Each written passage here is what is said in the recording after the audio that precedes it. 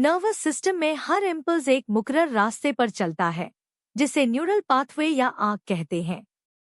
कोई पाथवे सिर्फ 2 या 3 न्यूरॉन्स की होती है और कोई इतनी कॉम्प्लेक्स कि हजारों न्यूरॉन्स का जाल बन जाती है। इन सब में सबसे सिंपल पाथवे है रिफ्लेक्स आर्क। यही रिफ्लेक्स एक्शन को कंट्रोल करता है, इमीडिएट, ऑटोमेटिक और इनवॉलंटरी रिस्पॉन्स, एक्सटर्नल और इंटरनल स्टिम्युलाई पर। इसकी मशहूर मिसाल है नी जर्क रिफ्लेक्स, जिसे पटेलर रिफ्लेक्स भी कहते हैं। ये रहा घुटना, साइड से देखिए।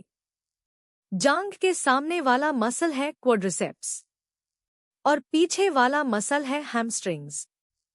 घुटने के नीचे ये सफेद डोरी पटेलर टेंडन है और क्वाड्रिसेप्स के अंदर एक रिसेप्टर मौजूद है, एक स्ट्रेच सेंसर। अब डॉक्टर रबर हैमर उठाता है और इसी टेंडन पर हल्की सी चोट लगाता है। यही टैपिंग हमारा स्टिम्युलस है। अब देखिए आगे क्या होता है। टैप लगते ही क्वाड्रिसेप्स खिंचता है और रिसेप्टर ये खिंचाव महसूस कर लेता है।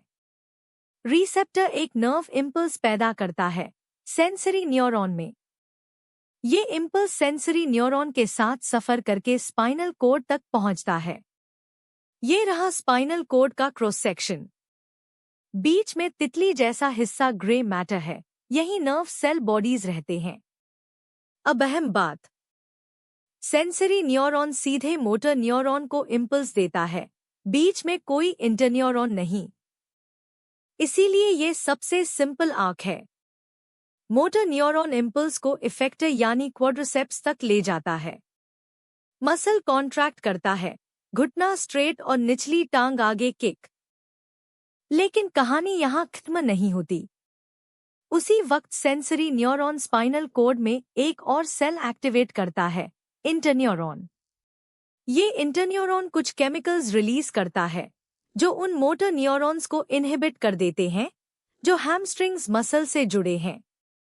नतीजा, हैमस्ट्रिंग्स ढीले पड़ जाते हैं, बिल्कुल रिलैक्स। अगर हैमस्ट्रिंग्स भी साथ कॉन्ट्रैक्ट करते तो टांग हिलती ही नहीं। एक सिकुड़े, दूसरा ढीला हो, इसी को रेसिप्रोकल इनहिबिशन कहते हैं। तो पूरा रिफ्लेक्स आर्क फिर याद कर लीजिए। पहला, रिसेप्टर। दूसरा, सेंसरी न्यूरॉन। तीसरा, स्पाइनल कोड। चौथा, मोटर न्यूरॉन।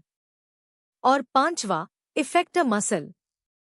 सिर्फ 2 न्यूरॉन्स, कोई इंटरन्यूरॉन नहीं, इसीलिए रिस्पॉन्स इतना तेज।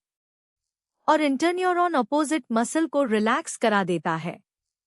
बस, नी जर्क रिफ्लेक्स आपका हो गया।